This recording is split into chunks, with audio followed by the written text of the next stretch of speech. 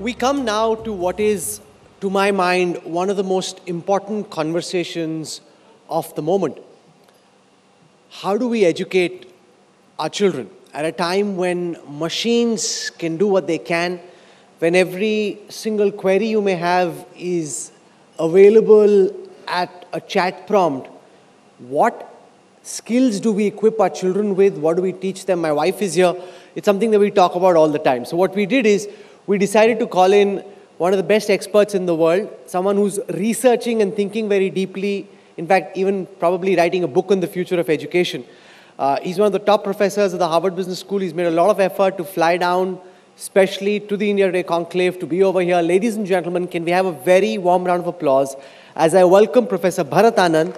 He's the Vice Provost for Advances in Learning, the Henry Byers Professor of Business Administration. He's an expert on digital strategy, media, entertainment strategy, corporate strategy, and organizational change. And at this moment, he's focusing very deeply on the future of education. If you've got young kids, if you're middle-aged yourself, wondering how to upskill yourself, this is a session you need to pay a lot of attention to. How we're going to do this is this. Professor Anand will first make a presentation, and then I have lots of questions. I'm sure so do you about what do we teach our children, how do we train them, how should we go about this? So just keep all those thoughts in your head. We'll hand the stage to Professor Anand. This is a master class. He said, I don't need to sit anywhere, and you can be cold called. Okay, cold call is if you're not paying attention to him and he sees, because it's around lunchtime and you seem to be looking at the door or looking around for food, he can cold call you and ask you some questions. So be on standby for that. With that, Professor Anand, the stage is yours. Thank you, Rahul.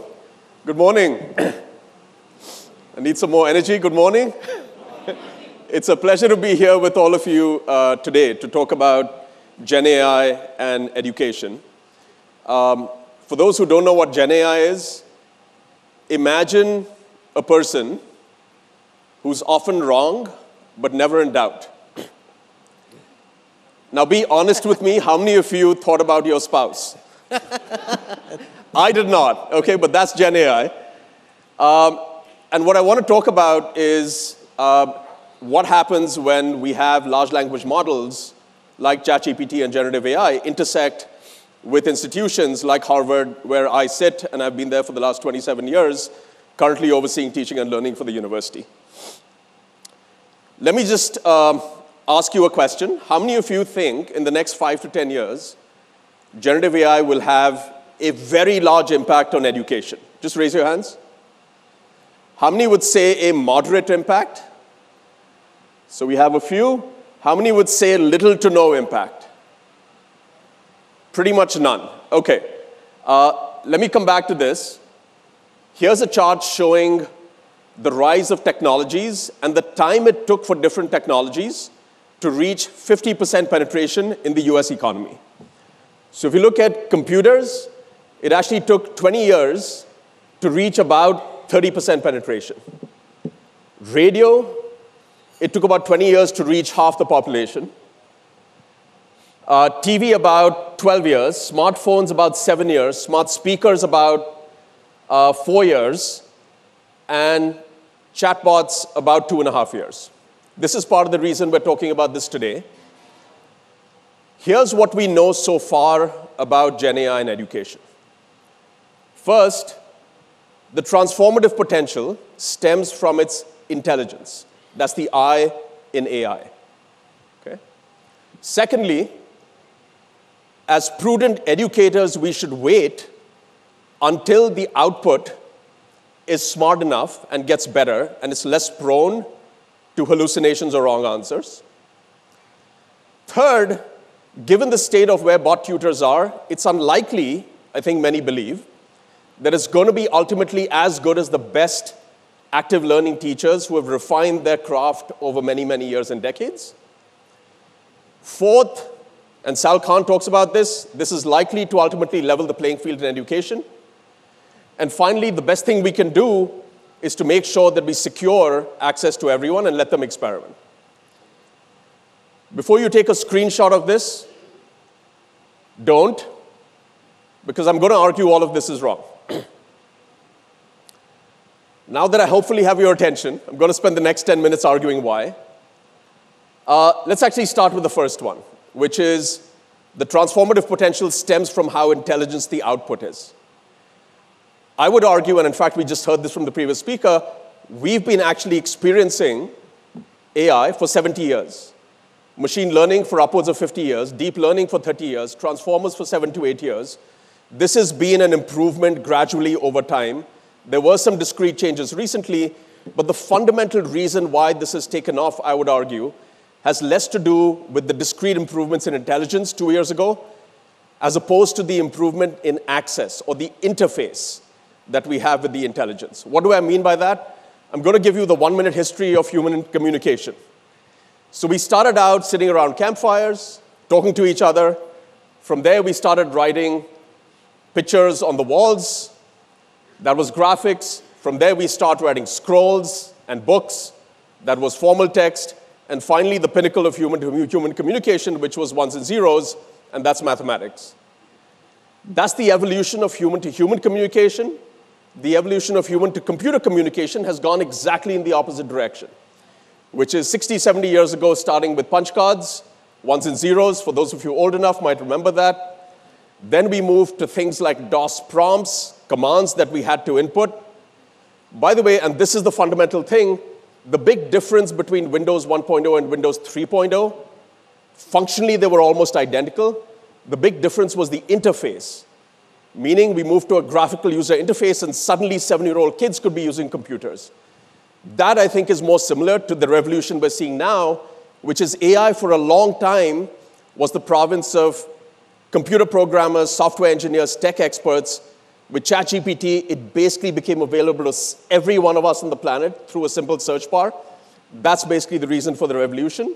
Where is this going? Probably towards just audio. And I don't know if anyone can guess what's the next evolution of this in terms of communication. Neural, reading emotions. You might argue basically us grunting and shaking our arms. Formerly, that would be called the Apple Vision Pro. You could argue we are regressing as a species. On the other hand, you could argue that, in fact, what's happening is that the distance between humans and computers is fundamentally shrinking. So that's the first thing I just want to say, which is fundamentally this is about access. What does this mean? It means that, does anyone know what this is? This is Photoshop. There's a lot of people who spend 1 year, 2 years, 4 years trying to master this, graphics design.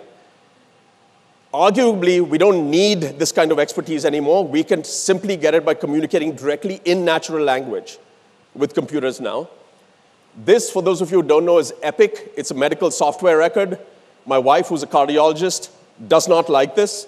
She spends 2 hours every single day filling in notes on these software records. You could argue sometime in the near future that communication will become much simpler. By the way, one of the things to keep in mind is for every one of you sitting in organizations, and by the way, this is a happy organization, to think about what this is likely to do to the org structure. If you think about the bottom of this organization, there's people who have expertise in different kinds of software, okay?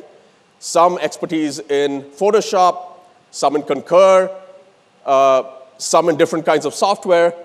You could argue there's going to be consolidation within those functions. The middle managers who used to oversee all these software experts, it's likely we're going to see shrinkage there. In fact, you could argue all the way that the person at the top could, in fact, do sales, graphics design, marketing, everything by just interacting directly with the computer. It's not a stretch to say, and some people predict this, that the first one-person billion-dollar company is going to be likely to be born pretty soon. Okay, and people are already working on this. I would urge you to think about this question, which is, what does this mean for your expertise in organizations or the organizations you run? Because that's going to have big implications for how you run these organizations. All right, so that's the first point, which is fundamentally this is not about intelligence, about how it's accessed. The implication of this is more people will be able to use more computers for specialized purposes, but it doesn't necessarily mean it's likely to be the same people. Okay, that's the first thing. Second, I think we all look at these hallucinations and we say, let's wait. Let's wait till it gets better. By the way, that begs the question that hallucinations are a fundamental intrinsic property of generative AI because they're probabilistic models. But I would go further and say, even when AI capabilities fall far short and impair the human value proposition, there's still a reason to adopt it. Why do I say that? I'm a strategist. As strategists, we think of two sides of the equation. One is the benefit side. What are customers willing to pay? The other is the cost or the time side. Even if there's no improvement in intelligence, simply because of cost and time savings, there might be massive benefits to trying to adopt this. So the metaphor I want you to think about is the following company. Has anyone flown Ryanair? What is the experience like, Ishan? Basic, efficient. By the way, when I ask my students this, they often say, I hate it every single time I fly it. And of course, it begs the question, why are you repeatedly flying it? This is an airline, like most low-cost airlines. It doesn't offer any food on board, no seat selection. You've got to walk to the tarmac. You've got to pay extra for bags, no frequent flyers, no lounges. And this is the most profitable airline in Europe for the last 30 years running. Why? It's not providing a better product. It's saving cost. That's the metaphor I would love for you to keep in mind when you think about generative AI and its potential. So let me just walk through this, and sorry, as a strategist, I have to put up a 2x2 matrix at some point. There's two dimensions here I'd love for you to think about. The first is, what is the data that we're inputting into these large language models? And the data could be explicit in the form of files, like text files, numbers, etc. That's explicit data. Or it could be tacit knowledge, meaning creative, judgment, etc., etc. Okay? But the second dimension is as important, which is, what's the cost of making an error from the output? Not the prediction error. What's the cost of something going wrong? In some cases, it could be low. In some cases, it could be high. So let's actually talk through some examples. First is explicit data, low cost of errors. That's high-volume customer support. For the last 30 years, this thing has been automated. By the way, that trajectory is likely to continue. Why do I say that? It is virtually impossible for any company to have people manning the phones to talk to 100,000 customers. This is the direction where it's going.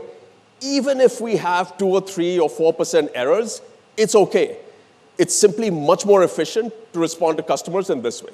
Okay, so that's one dimension. Second dimension is drafting legal agreements. For all the lawyers in the room, just watch out. It's going to be much, much easier. It already is to draft legal agreements. But we can't rely on generative AI to simply give us this thing without checking it. Some of you may have heard of that lawyer who did that a couple of years ago. Basically didn't review the agreements. There were some errors. He got fired. So we might have human in the loop. You don't want to basically take the output at face value, okay? Because the cost of making an error is simply too high. Third, on the top right, is creative skills. Design, marketing, copywriting. These are things where it's hard to evaluate what's truly better or worse. And so in some sense, the design outputs we get, the social media content we get as suggestions from generative AI, pretty good. The cost of making an error there, not that high. And finally, we get to the top right, where we want to be very, very careful, because this is like large enterprise software integration. You don't want to go there pretty soon, okay? Or designing an aircraft. Now, what does it mean for education? Let's actually play this out. I'm going to use our example as an illustration. If I'm sitting at Harvard, basically we get, when we open up the website, about 10,000 applications in the first couple months for admission. Maybe 30,000 people who look at the website. By the way, they have questions. It's impossible to speak personally and individually to everyone who has a question. This is beautiful for chatbots to be able to simply respond. Again, if there's an error in the response, it's okay. I mean, these are people who are simply thinking about applying, and they might find information in other ways. Secondly, legal contracts with food contractors. We want to be careful about human in the loop. Thirdly, designing social media content. When we go to the top left, this is something we can do far more efficiently today with generative AI. And finally, I can assure you we're not going to be using this anytime soon for hiring faculty or disciplinary actions against students. By the way, think about this not just for your organization, think about it for you individually. So if I was to do that, responding to emails, I get a lot of emails every day. Most of these emails are things that are very standard. Professor, when are your office hours? Where's the syllabus posted? By the way, even in other cases where students ask questions like, Professor, I have 2 offers, one from McKinsey, one from Boston Consulting Group. The cost of an error is not that high in my response. You'll be okay. Or I'm trying to decide whether to go to Microsoft or Amazon. You'll be okay. Okay, I'm just kidding, by the way. I can assure you I respond to all those emails individually. But you get the point. Writing a case study, it takes us 9 months to write these famous Harvard Business School case studies. The head of the MBA program last year said, I want to teach a case on Silicon Valley Bank tomorrow. What he did was go to ChatGPT, said, write a case like Harvard Business School with these 5 sections, financial information, competitor information, regulatory information. It spits it out. He then said, please tweak the information. Give me this data on the financials. Talk about these competitors. He iterated. It kept spitting out information. From beginning to end, he had a case study complete in 71 minutes. If you're not scared, by the way, we are, about what the potential here is. Brainstorming a slide for teaching. There's a couple slides in this talk where I took some pictures and I started trying to resize it. PowerPoint designer simply threw up some suggestions saying, here's how you might want to do it in 1 second.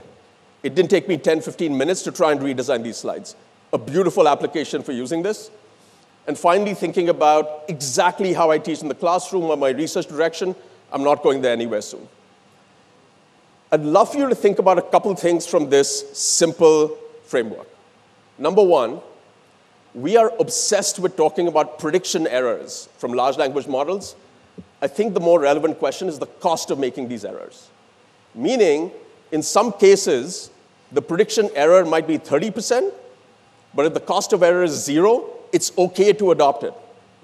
In other cases, prediction errors might be only 1%, but the cost of failure is very high. You want to stay away. So stop thinking about prediction errors. Let's start thinking about the cost of errors for organizations. Secondly, if you notice what I've done, I've broken down the analysis from thinking about industries.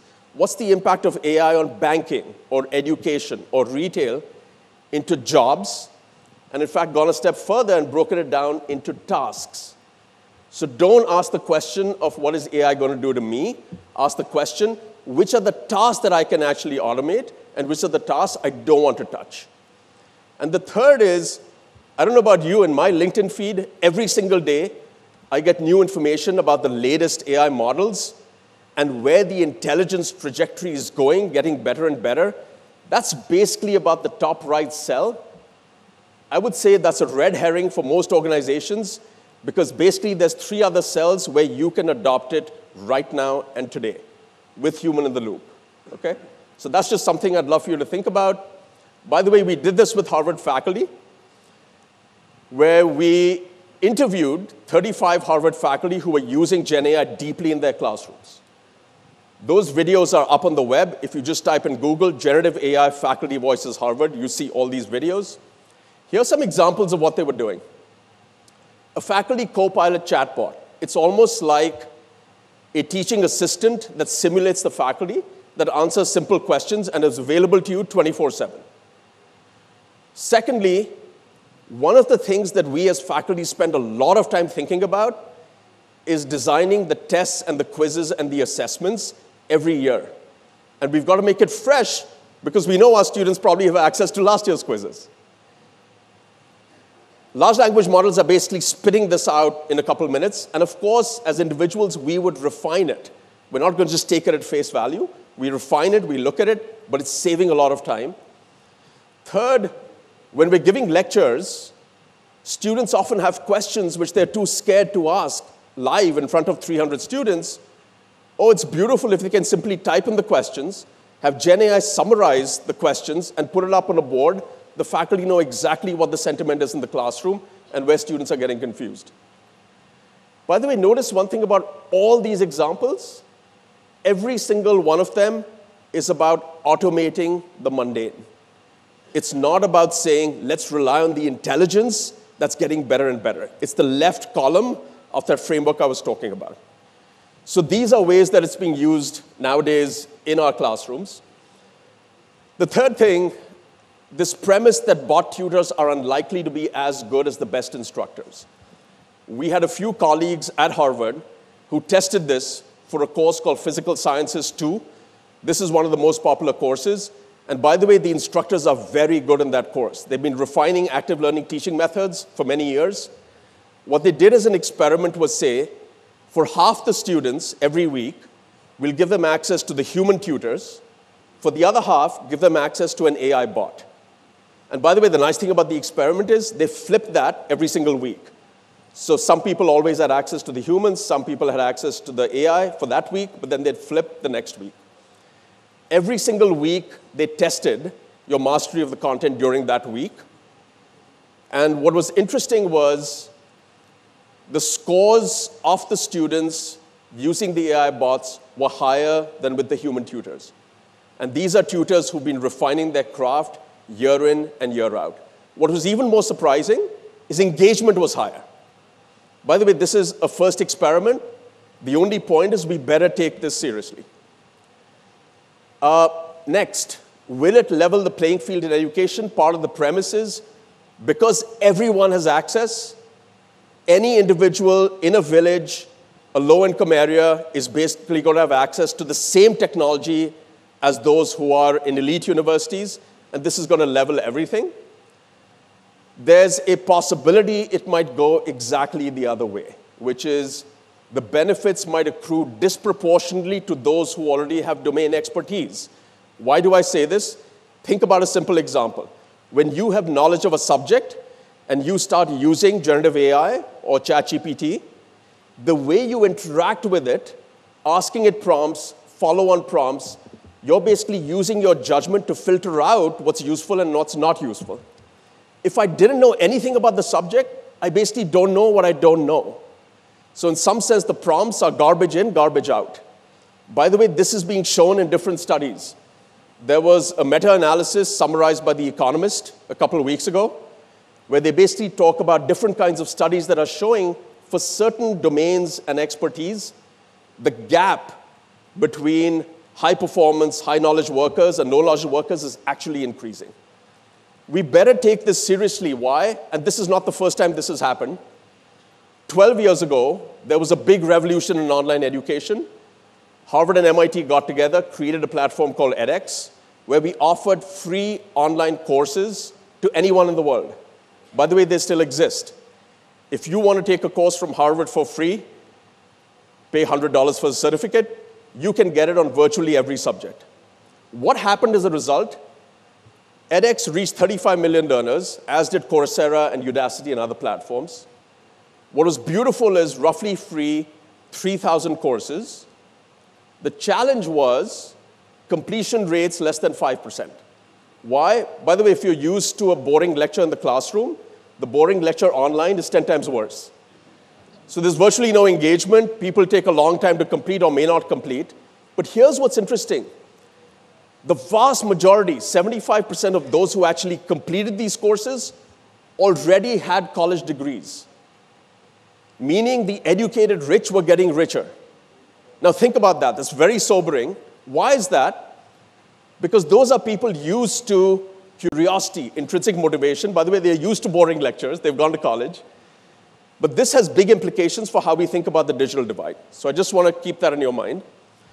And the last thing I just want to say is, rather than going out and trying to create tutor bots for as many courses as possible, I think what we really need to do is have a strategic conversation about what's the role and purpose of teachers, given the way the technology is proceeding. The one thing I will say here is that when we think about what we learned in school, okay, think back many, many years. We learned many things. Tell me honestly, how many of you have used geometry proofs since you graduated from high school? 3 people. Why did we learn state capitals and world capitals of every single country? Okay. Foreign languages, and by the way, this is Italian. Devi is not a goddess. Devi in Italian says, you must. Okay? They have similarities. Why did we learn foreign languages? When we think about business concepts in our curriculum, I often get my students who come back 10 years later and say, those 2 years were the most transformative years of my life. I often ask them, what were the 3 most important concepts you learned? They said, we have no idea. I'm like, no, okay, give me one. No, we have no idea. I'm like, so why do you say this was transformative? The point simply being they're saying this was transformative not because of the particular content, but because of the way we were learning. We were forced to make decisions in real time. We were listening to others. We were communicating. What are they saying? They're saying that the real purpose of case method was listening and communication. The real purpose of proofs was understanding logic.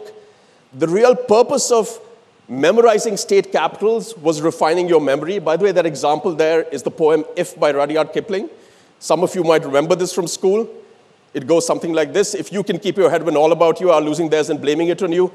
I have PTSD because my nephew, when he was reciting this to me, preparing for his 10th grade exams, I was like, what the heck are you doing? But it was basically refining memory skills. And for foreign languages, it was just learning cultures and syntax. When we go deep down and think about what we were actually teaching, I think that probably gives us a little more hope. Because it means it doesn't matter if some of these things are probably accessible through Gen AI. When calculators came along, we thought it's going to destroy math skills. We're still teaching math, thankfully, 50 years later, and it's pretty good. So this is something that I think is going to be an important strategic conversation. This is the slide I'd love for you to keep in mind, which is basically everything I've just said. If you want to take a screenshot, this is the slide to take a screenshot. Thank you all so much, and I hope to be in touch. And keep this here. At HBS, I took Professor Anand's class on economics for managers. Listening to him feels like being back in class. Fortunately, he didn't call anyone, which is terrific. So thank you for that. Now, I have a few questions. We've got young children, and you've got so much of knowledge available now on chat prompts. What's your advice to everyone who's got young children and are wondering about what should they be teaching their children so that when they grow up and when we don't know what the actual capabilities of these machines are, that what they've learned is still useful? How old are your kids, Rahul? So my son is 9 and my daughter is 5. What are you telling them right now?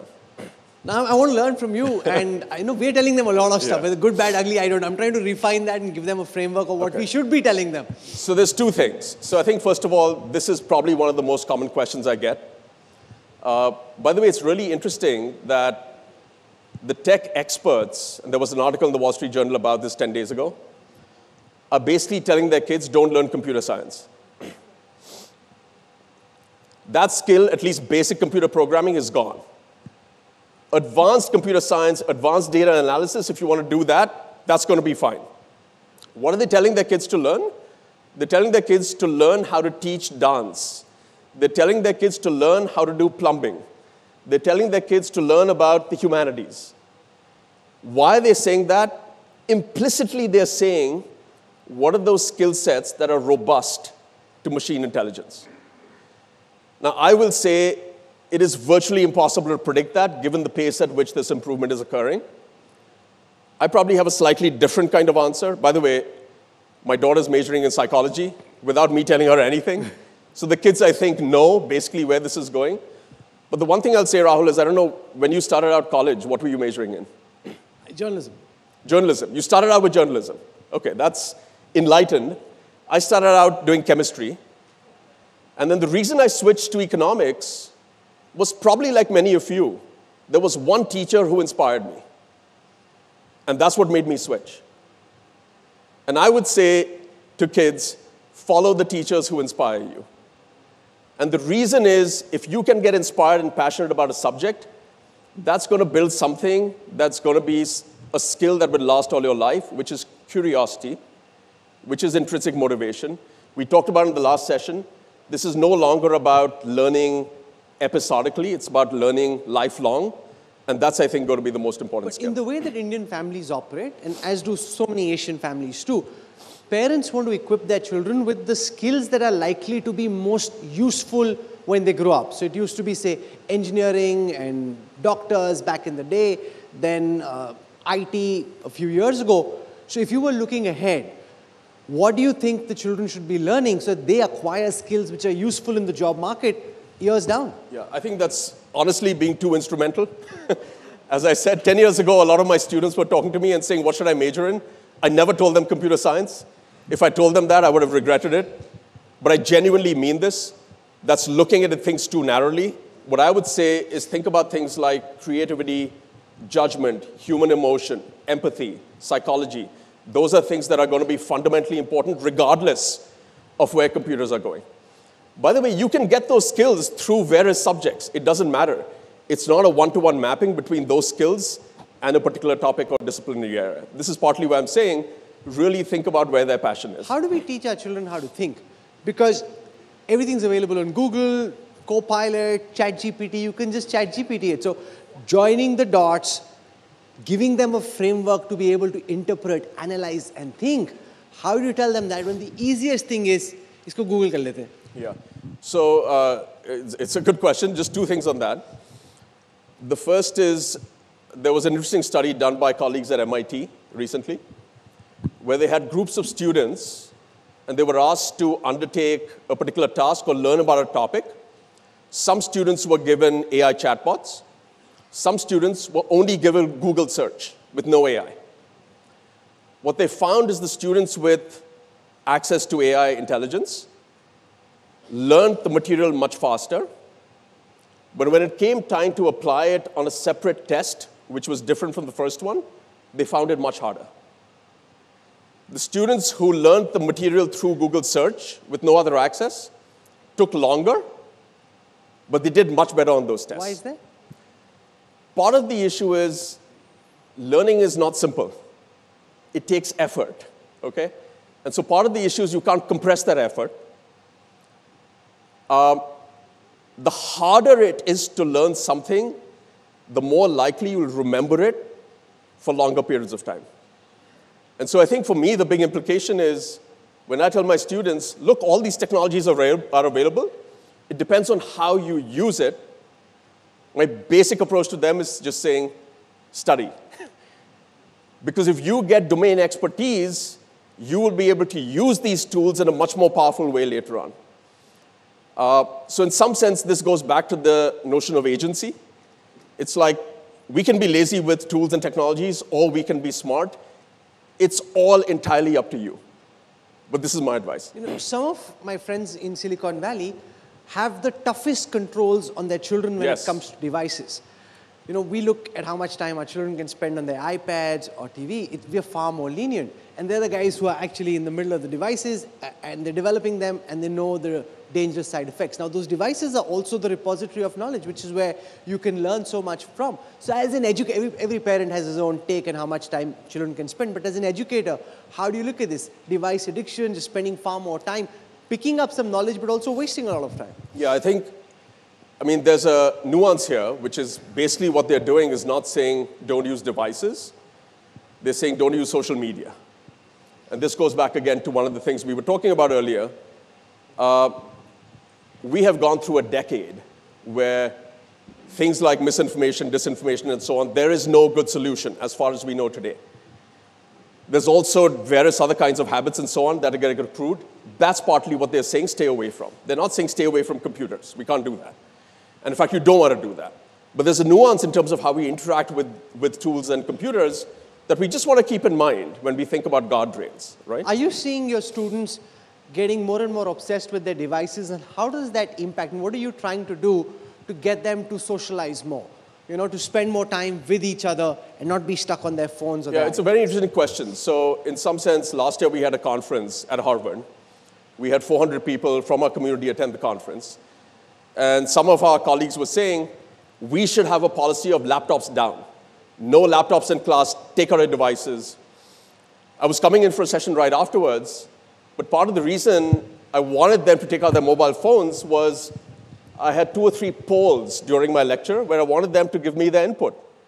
So I said, mobile phones out, okay? And this was sort of crazy.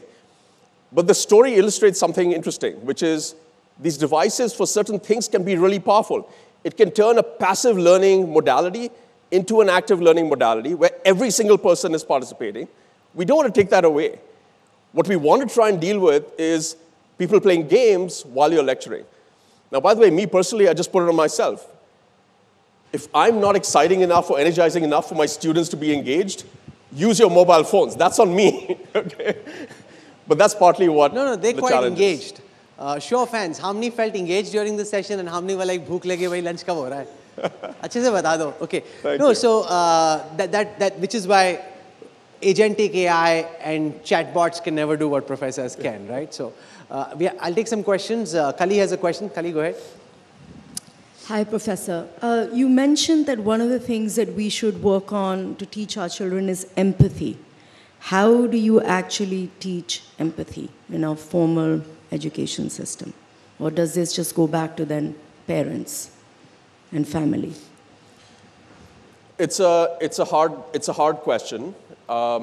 In fact, this is, by the way, one of the most important issues we're facing today on campuses. It's related in part even in higher education, not just younger kids. When we talk about difficult conversations on campus, part of the reason we're facing those issues is because people are intransigent. It's like, I don't care what you say, I'm not going to change my mind. One of the things we introduced a couple of years ago on the Harvard application for undergraduate is a question that says, have you ever changed your mind when discussing something with anyone else? Okay, or something to that effect. But that's basically saying how open-minded are we. That's one version of empathy. There's many other dimensions. I think part of the challenge is that we don't teach that in schools, right? We don't teach that formally in schools, which is partly why there's this whole wave now of schools, not just in other countries, in India, which are starting to talk about how do we teach the second curriculum, the hidden curriculum? How do we teach those social and emotional skills, the book of life, so to speak?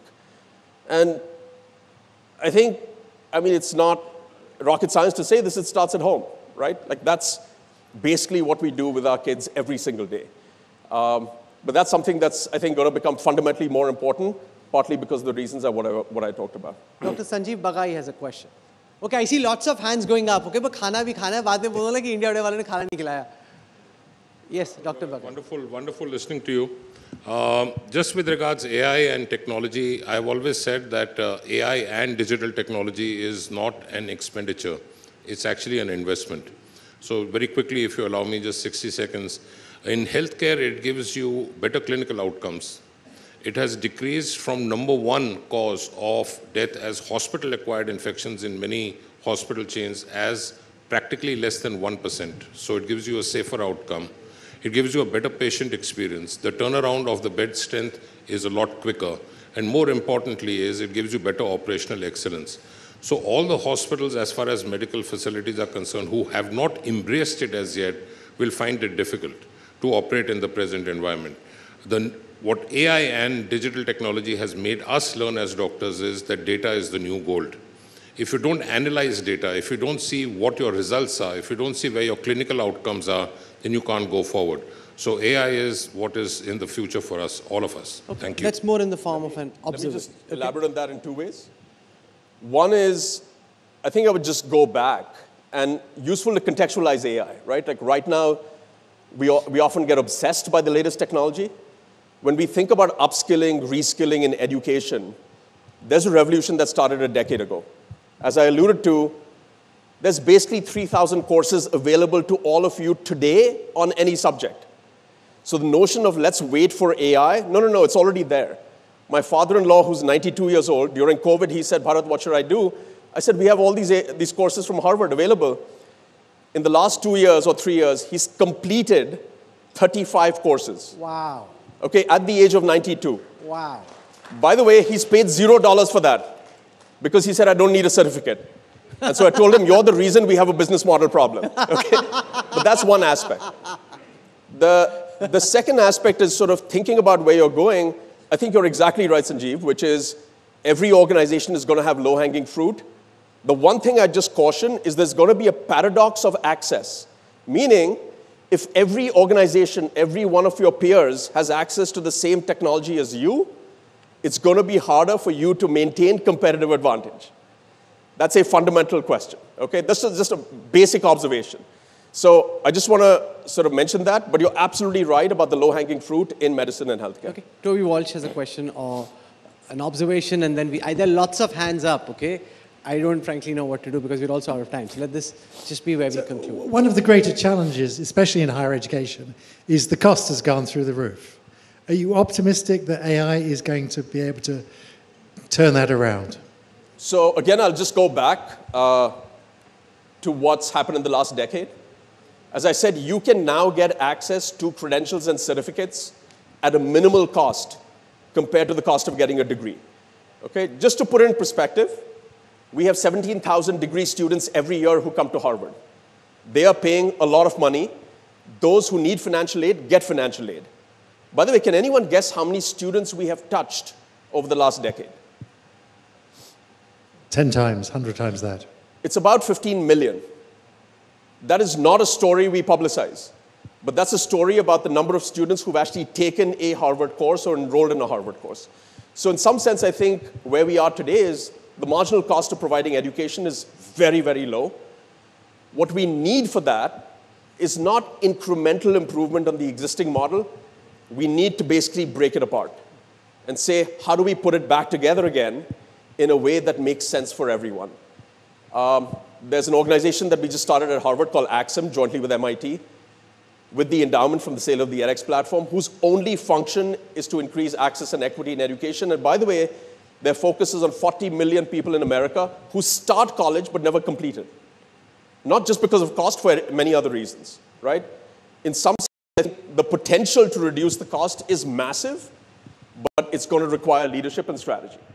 This gentleman here has a question. Can someone just take the mic to him, please?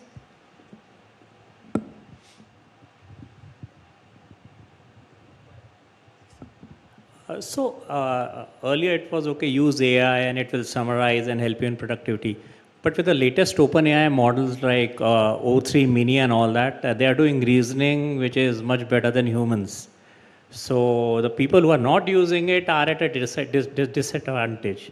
So isn't it right that the students use AI and be familiar with it and be up to speed with that rather than not using it and be at a disadvantage to other students? Yeah, absolutely. There's no question about that. By the way, I sit at Harvard overseeing the Generative AI Task Force for Teaching and Learning, and we have 17 faculty.